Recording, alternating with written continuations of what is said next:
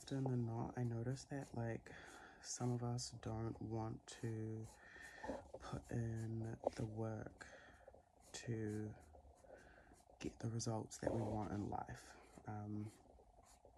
And it's a lot easier to use our energy to be envious or jealous of someone else, and ungrateful for our position in life than to just put that effort into ourselves. You know, we use so much energy being a monitoring spirit and monitoring someone else's every move. So that could be like watching someone on social media constantly thinking about someone else and what they've got going on and comparing yourself to someone else, when you could be actually using that same energy that you have and directing it towards yourself, like putting it into your routine and ritual, or using that energy to go after whatever you want to see happen in your life. I think this can sometimes come from thinking that other people have it easier than you, which, yeah, sometimes people do have it easier than you, or have different privileges, but there are always privileges. There will always be privileges. I have different privileges than you. You have different privileges than me. Some of the privileges that you have and that I have are the same, and some aren't. You know, so sometimes comparison can be a real thief in the night and thief of joy, because it will take all our energy. And like I said, we could be using that energy to facilitate growth for ourselves and pouring into action that we want to see, or even just saying simple things like, I'm grateful for today. I have like a little gratitude journal that I use. I don't use it all the time, but when I'm particularly feeling like I am forgetting to be grateful, I'll use it a bit more. And then through using that, or having that practice, that's helped me just naturally be more grateful. So even if things are going awry in a certain area of my life, I can always shift my focus. It becomes a habit or a natural thing that you do. Whereas like you can shift your focus to be like, yo, oh well, that's going quote unquote wrong, but I am grateful for this and this and this, because I still have this, I still have Kai, I still have a head I still have a head on my shoulders. You know, even if you feel like you don't got nothing, and you got your head, man. Nah. Or you've got, I was gonna say, you've got a roof over your head. And if you don't have a roof over your head, you have your vessel, you have your bodies. Like, if you are disabled in some way, even then there will still be something that you can be grateful for. Even if it's like the smallest little thing. So it's up to you to switch your perspective, no matter what you're going through. And yeah, and then I was also, what was I saying before, like too often than not, I feel like people think that some people don't do any work to get to where they have gotten, but that's actually false. That's not the natural order or law of the universe or the world. Even like a filthy ass billionaire or a filthy ass millionaire has done practical work to get there. They didn't just get handed money. That's not possible. Like, unless you won the lotto or some shit, you know, whatever. Which is a very rare thing that actually happens. I think most people that have that amount of money have been super strategic, and have done the physical work, action, day in, day out. Consistency is honestly key.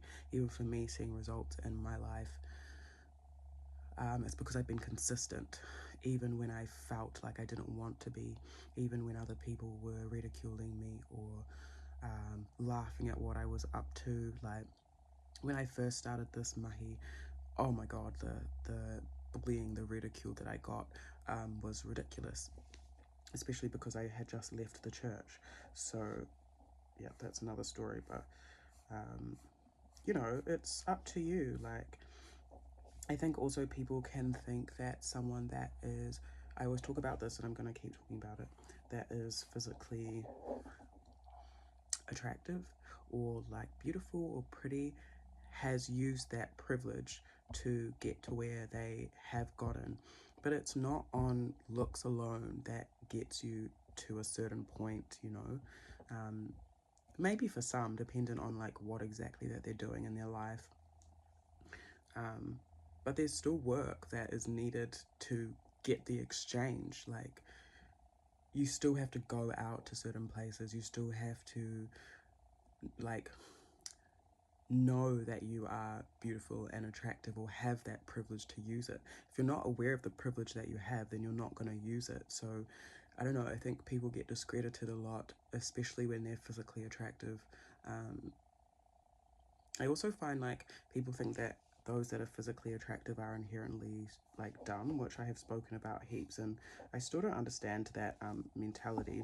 Maybe it comes from like societal conditioning and like model culture and stuff, like how or like dumb blonde, but it's not just about dumb blonde. I also feel like it can be directed towards black folk, anyone.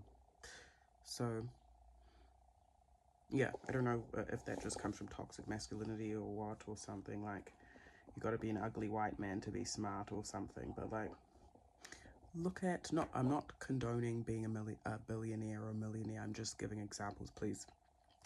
But look at Rihanna. Rihanna is a fucking babe, and she's a billionaire. So you know, like, why do we limit ourselves so much when it comes to how we perceive things to be, you know?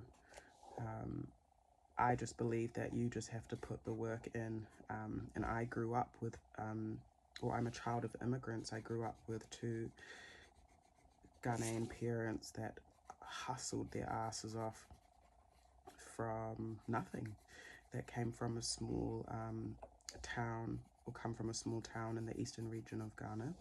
And I watched them just work their asses up from the ground up with no help. So that has always been an example for me. And I know that some of us don't have those examples of hard work, and also those skills that you acquire through survival. But I think something that this generation, or I don't know, this people alive in this time, or millennials and down, are learning, is that you don't always have to be in survival mode, right? You don't always have to struggle, but you can't, but it does require work. We still have to work. We're here to work. Like, whatever your work is, your work doesn't have to be a 9 to 5. Your work doesn't need to mean that you go to university. You know, it just means that you put in the effort and the physical action towards what you want in your life. Doesn't need to look like what's happened in the past, but it needs to look like something, you know. And it also comes with sacrifice. That is a part of Indigenous culture, is giving the sacrifice to get the exchange. You know, sometimes I don't want to wake up at 2 a.m. to do my ritual or prayer. Sometimes I don't want to wake up at 4 or 5 a.m., but I get woken up by the spirits anyway, and then I force myself to get out of bed for like an hour or two to do the prayer and the ritual that I need to, and then I go back to sleep, and then I wake up again, and then it's the morning, and I feel fantastic.